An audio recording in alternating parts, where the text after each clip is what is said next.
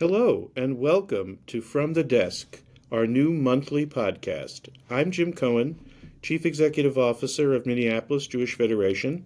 I've been here almost 8 years, and I'm very happy to introduce my very first guest, Stephen Baker. Stephen, tell us a little bit about yourself.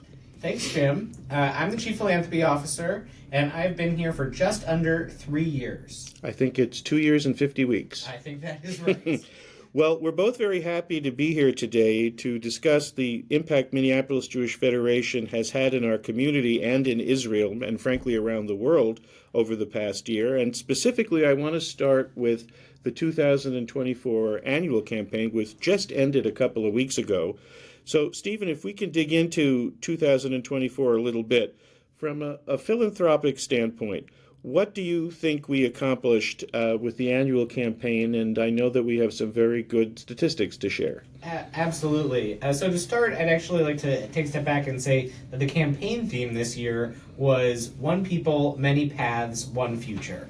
And we chose that theme this year because in difficult times, as we have all been going through for the past 15, 16 months and more, we thought we are one Jewish people who all celebrate and identify with their Jewishness in a variety of ways. Yet we're all hoping for one positive, hopeful Jewish future with meaning. And while we have many ways to give in the annual, even within the annual campaign, the fact that there are all of those choices, I think, is also reflected in that very well-chosen name. Absolutely, and we are happy to report that the many paths will be supported with the $11,743,509 that were raised in this year's annual campaign. Mazel tov. Todah.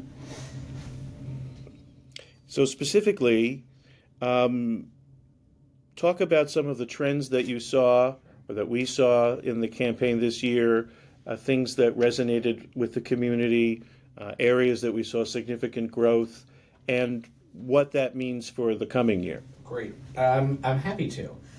So this year started January 1st, 2024, but actually started a few months earlier with the Israel emergency campaign that we raised. A vast amount of money from thousands of community members, and most of those community members were actually not Federation donors prior to that. So one of the priorities of this year was to redirect those who gave to the Israel Emergency Fund to the annual campaign in order to sustain the Jewish community on a regular basis. How many folks gave to the Israel Emergency campaign in 2023 that had not given a Federation gift before? 930. And this year, we are happy to report 118 of those made their first-time gift to the annual campaign this year. That's terrific. It is That's absolutely fantastic, and it led to some other good statistics with the campaign this year. Overall, we saw a pretty impressive 7.2% gift-for-gift increase, and what that means is those who gave the year before, so not those 118 donors who gave to Israel, but donors who had been giving to us for 1 or 50 years, the average increase was 7.2% in their gift. That is due to some trends that we saw that were due to the stock market did incredibly well. And also, not to pat ourselves too much on the back. No, we can pat ourselves on the back. It's okay. A pretty good job of communicating the role and value that Federation has been playing in this community for 93 years, and particularly over the last year. One of the things that I'm very proud of that we undertook in 2024, and we're about to have another one in 2025, are our solidarity and service missions, the Tikvatenu trips. Yes. And I think we saw also there were folks that participated in those trips who had never really been involved with Federation before. Did that turn into new gifts for campaign as well? It absolutely did. We also did with one of the cohorts. We did a giving circle when we came back. So what a giving circle is certain people give an amount of money into a pot of money that they then determine that group's values and then where they want those dollars to be distributed to. And all of us contributed to that, and we gave about $20,000 out to the Jewish Agency, JDC, and a small business loan fund through the Jewish Federations of North America. And this is really engaging people in the concept of federated giving for the very first time. Absolutely. That's terrific. Absolutely. Tell me a little bit about Ben Gurion Society, which I think is also one of the big successes from last year in terms of growth and in terms of what it looks like for the future. Absolutely. So this is also an outgrowth of the Israel Emergency Fund. So to take a few steps back, in November of 2023, we held an event for adults in their 30s and 40s to come together and talk about what they were feeling with the Israel war that was just starting at that point, and that turned into giving. And we saw a surge in desire to give and be connected to Jewish community. So what we did was we relaunched something called the Ben Gurion Society, which is a giving society for adults in their 20s, 30s, and 40s who give a contribution of $1,800 or more to the annual campaign at their local federation. Prior to 2024, when we relaunched the Ben Gurion Society, we had about 28 donors in that category who were giving. And we decided this is a way for us to engage this group of adults and show them the value of federation. And we chose incredible chairs to launch this relaunch this society, and that is Tamar and Joel Ribnick, who are stalwarts in the community. Yeah, they've done a wonderful job. An absolutely fantastic job, and they are a complete joy and pleasure to work with, both from a professional standpoint as well as just being great humans. And they really understand and believe in the power of federated giving. And Joel also joined us on a Tikvatenu solidarity mission this year, so he was able to see our dollars and funding and community planning in action. So the Ben Gurion Society was relaunched this year to further engage this group of 30s and 40s donors, and we held several events, including a big event with Dr. Yehuda Kurtzer, who's the CEO and founder of the Shalom Hartman Institute. We held a summer social. We held a family volunteer opportunity where families brought their young kids to do some food packing around the high holidays, and we also engaged them in philanthropy. And we're happy to report that through all of these efforts, with lay leaders and professionals in the programming, we have 58 Ben Gurion Society members this year, so that's an increase of 30 new donors in their 30s and 40s who gave a minimum of $1,800 or more to the annual campaign. That's really terrific for so many reasons. In and of itself, the increase that represented for campaign, right? But also, it's cliche, but sometimes cliches are true. These are the future leaders of the community, and the more that we can engage them, the better or brighter the future is going to be. And our successors someday will reap the benefit of those results, and the community will benefit too. So I'm so grateful for the work that you have done to really steward that cohort, and I know that will continue.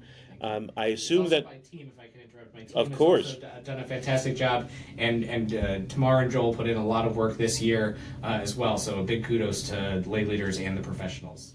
I don't want to spoil future news, but I'm going to do just slightly because I have a sneaking suspicion that at some point we're going to do, or I'm going to do one of these podcasts on our global experiences and many of the things that we do overseas. But one of the most exciting things that's coming out of the Ben Gurion Society, I think you know where I'm going, is that you're planning the first ever Ben Gurion Society global experience for Minneapolis. Can you just tell us a little about that? Absolutely. So the first local Ben Gurion Society global experience that we're having is actually also being chaired by some other lay leaders in the community, Brittany Willis and Sam Edelstein, other fantastic humans and community members. And we just launched our global experience in January of 2024 to Panama. 2026. 26. Yeah. Between the two of us, we'll get the right date at some point. Which is fascinating because Panama actually has a really robust Jewish community with tons of kosher food, and a lot of expats from South America who have moved to live Jewish lives in Panama. Many of our listeners will know that in my first life I was a Foreign Service officer, and I was actually scheduled to have a tour of duty in Panama. Oh. And I've been there, and I know firsthand that the community there is not only thriving, but really, really interesting. And I'm sure that that's going to be an amazing experience for those who participate in it next year. And let's just make sure we recognize 2026. Okay, so we both now are on the right calendar. I want to move on to some other things while I have you here at the desk of Jim Cohen, but I want to talk about one other fundraising activity and distribution activity that we did in 2024 before we move on, and that's the Fund for Local Need. Yes. Because one of the things that we recognized after the tragedy of October 7th was that there were unfunded needs in our local community and amongst our local partners that were the result of October 7th and also the result of the rise of anti-Semitism. And I think the way in which we addressed that was very helpful, and we intend to continue it. So can you touch on that for just a second? Yeah, absolutely. So the Fund for Local Needs is another funding source outside of the annual campaign, actually, because for our listeners who don't know, there are actually many funding opportunities through Federation, including the annual campaign, and then supplemental opportunities such as the Fund for Local Needs. And this was seed funded with some unrestricted funds that Federation had. And we put out a call for grants from local organizations, whether they were already partners of Federation or not. And we funded about 18 organizations for capacity building. We added capacity for TC Jewfolk, for a staff writer, for JCRC, for advocacy and outreach, programming at public high schools through JSU, programming on campus for our college students who are facing very, very difficult times, some Krav Maga, a lot of opportunities that rose in the community from organizations that they did not see or plan for prior to October 2nd. Yeah, and I think one of the things that it demonstrated, and we put an initial investment from our unrestricted net assets of $750,000, if I recall correctly, into the Fund for Local Need.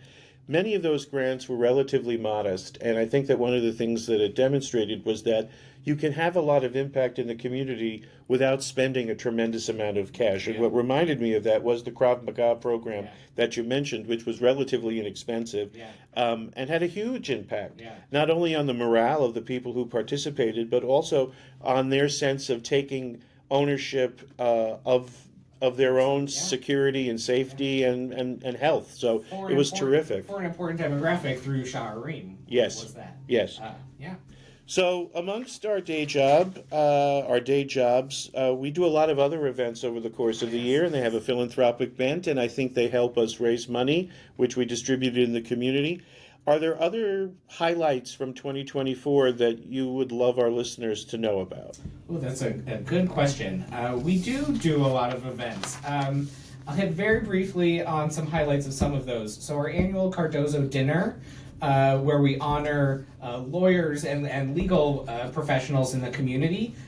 We had Mayor Fry join us and give a really rousing remarks of what was going on in Minneapolis as a Jewish mayor, and that was really beautiful. We had influencer Johnny Daniels join us for our Lion of Judah luncheon last May. Yeah, he was terrific. And we had author and podcaster himself, Mark Oppenheimer, who may be listening to this. Mark, if you are, hope you enjoyed Sebastian Joe's. And now you need to stop and explain that, because we are not doing commercials on the podcast, and we're not paid by Sebastian Joe's for that plug. But it was a very, very fun thing that we did with him. So tell us why you mentioned Sebastian Joe's. So Mark Oppenheimer, when he goes around the country speaking, he puts in his contracts that he gets to go visit a local ice cream shop. And we chose to take him to Sebastian Joe's, and he said it was some of the best in the country he has ever tasted. And despite all of the recommendations from half of our staff that he should get Nicolette Pothole or Pavarotti, he got pumpkin or something. Yeah, it was still delicious. All right, you can leave them to drink, but anyway, yes. I interrupted you. Go ahead. No, that was it. Those were some of the highlights that we have this year, and we are looking forward to what is to come in 2025. Which is actually, I'm going to flip the script on you now, Jim. Okay. I'm going to ask you a few questions if you don't mind. So we're going to start with, first, from your point of view, what did we as the Minneapolis Jewish Federation accomplish, and how will that impact us in 2025?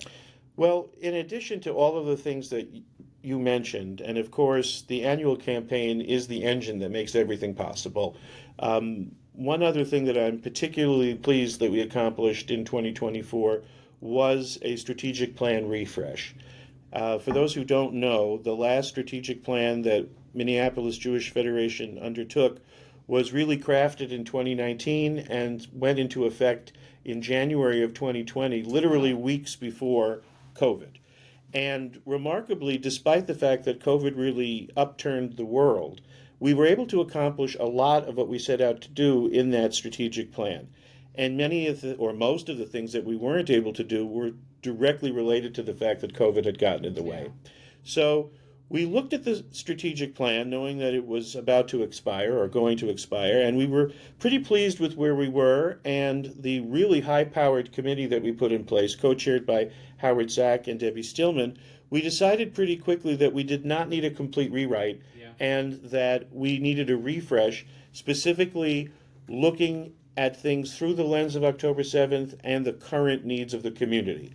The other decision that was taken very early on was that, and the fact that COVID happened weeks after the other plan went into effect, further educated us that in this day and age, with the state of flux such that as it is, it would be foolish to really plan seriously for more than 2 or 3 years ahead, because things are changing at such a rapid pace, at least right now. And so with those two decisions decided upon, we set out to create a refresh looking through that lens that focused Federation's work, in addition to everything that you were talking about and our day jobs, on doing what we could to help individuals and our partner institutions in the community help people live productive, positive, and proactive Jewish lives. And the result is something I'm very proud of. The board voted on it in November. We have already started to implement the plan. And I guess we're at my desk, right? This is from the desk, so I can talk a little bit more about a couple of the things that we are going to be focusing on over the next couple of years. And I think the community is going to be interested and excited about these. And again, it's a little bit of a spoiler alert because I'm going to be getting a little bit deeper into each of these topics over the course of the year, not just through the podcast, but also through my weekly Shabbat message. But I'll touch on just a couple of them right now. I think that one of the most exciting is our decision to, for the first time, offer in the community Jewish early childhood education scholarships.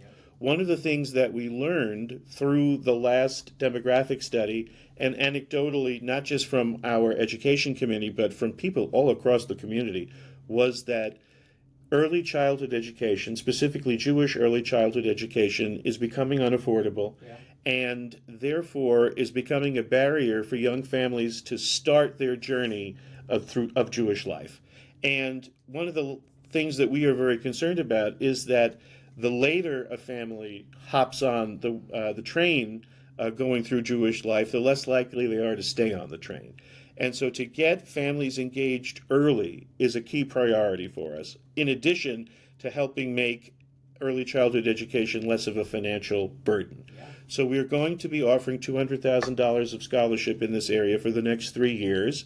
Another area which is very a la mode that I think listeners would be interested to know about is that we are making additional investments in our allocations to organizations on college campuses and in high schools to really help students deal with the troubling times in which they live.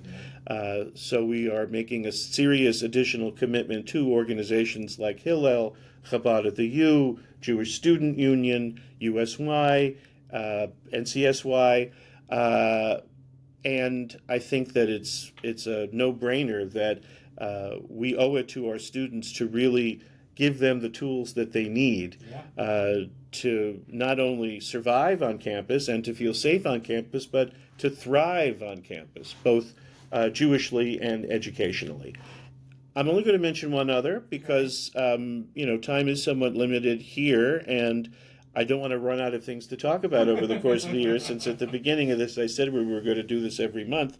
But the last thing I want to mention today is the establishment of a new position at Federation, which is a community Jewish education, Israel education coordinator.